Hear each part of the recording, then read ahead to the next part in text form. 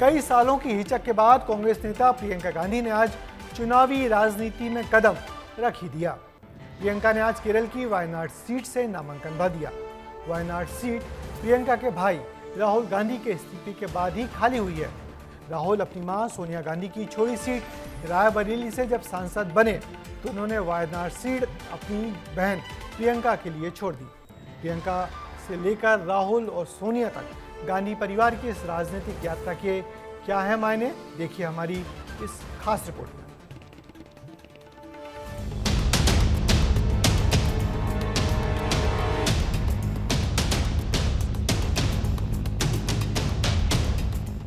Wayanad seat से कांग्रेस प्रत्याशी प्रियंका गांधी ने आज अपना नामांकन दाखिल किया। इस दौरान एक तस्वीर बड़ी खास रही।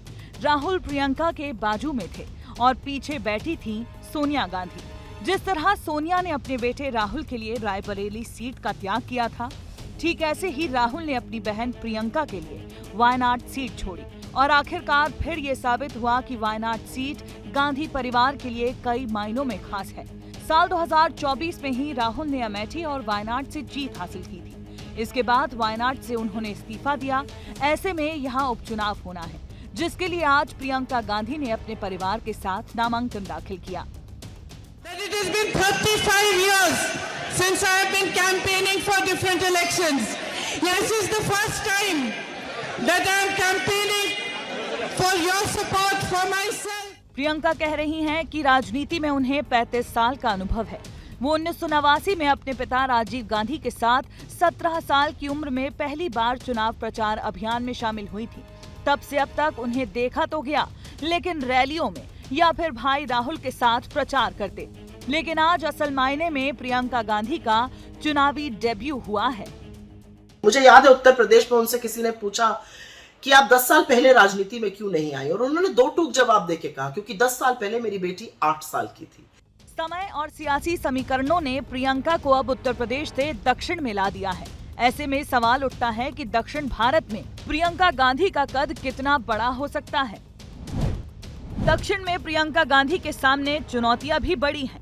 चुनौती नंबर 1, दक्षिण भारत प्रियंका के लिए नया है। चुनौती नंबर 2, लेफ्ट और बीजेपी दोनों से उन्हें मुकाबला करना होगा। परिवारवाद के आरोप भी उन्हें सहने होंगे।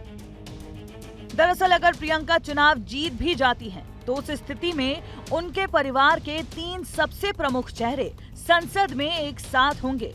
एक तरफ सोनिया गांधी राज्यसभा में, तो दूसरी तरफ राहुल और प्रियंका साथ में लोकसभा में दिखाई देंगे।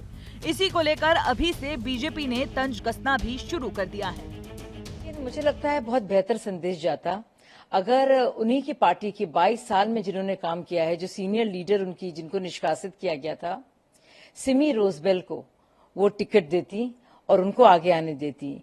इससे जो पूरा जो केरला कांग्रेस के अंदर भी और पूरे देश में जो महिला सशक्तिकरण के लिए जो संदेश जाता, वो बहुत अच्छा रहता। कांग्रेस पर अक्सर परिवारवाद के आरोप लगते आए हैं। ऐसा क्यों, आपको वो भी समझाते हैं। जवाहरलाल नेहरू प्रधानमंत्री बने, फिर फिरोज गांधी रायबरेली से चुनाव लड़े, इंदिरा गांधी प्रधानमंत्री रहीं, संजय गांधी अमेठी से चुनाव लड़े, राजीव गांधी भी प्रधानमंत्री रहे, मेनका गांधी सुल्तानपुर से चुनाव लड़ चुकी हैं, सोनिया गांधी अमेठी से चुनाव लड़ चुकी हैं, वहीं वरुण गांधी भी हैं, जिन्हें 2024 में टिकट नहीं मिला। और अब राजीव और सोनिया गांधी की अगली पीढ़ी यानी राहुल और प्रियंका गांधी राजनीति में हैं। राहुल गांधी साल 2004 में अमेठी से जीत चुके हैं और 2024 में अमेठी वायनाड से भी जीत हासिल कर चुके हैं। इसके बाद उन्होंने वायनाड से इस्तीफा दिया, जिसके बाद प्रियंका गांधी वायनाड से चुनावी सफर की शुरुआत कर रही हैं। प्रियंका गांधी की चुनावी एंट्री कांग्रेस की सियासत में एक नया अध्याय मानी जा रही है। पर्दे के पीछे रहकर रणनीतियां तैयार करने वाली प्रियंका गांधी आखिरकार उन्होंने भी अपना इलेक्टोरल डेब्यू वायनाड सीट से कर लिया है। आपको बता दें कि इस दौरान एक और खास बात दिखने को मिली, जिसमें एक बार फिर से पुरानी रवायत ही दोहराई गई। इंडिया गठबंधन खंड खंड नजर आया। अब देखना है कि कांग्रेस पार्टी जिस तरह से राहुल गांधी ने वायनाड सीट में एक बड़े अंतर से जीत हासिल की थी, क्या प्रियंका गांधी वही जीत को दोहराएंगे या फिर नतीजा यहां कहीं हरियाणा की तरह चौंकाने वाले तो नहीं सामने आ जाएंगे। कैमरा पर्सन रेहान खान के साथ मैं अमृत तिवारी, विस्तार न्यूज, दिल्ली। हालांकि प्रियंका ने इस बात को माना कि चुनाव लड़वाना और चुनाव लड़ने में बहुत फर्क होता है। अब तक वो अपने पिता, मां और भाई के लिए चुनाव प्रचार करती आई हैं, मगर ये पहला मौका होगा जब वो स्वयं राजनीतिक मैदान में उतरकर अपने लिए वोट मांगेंगी। देखना है केरल की वायनाड की जनता क्या उनको उनके भाई राहुल जैसा समर्थन देती है या उनको बैरंग वापस लौटा देती है।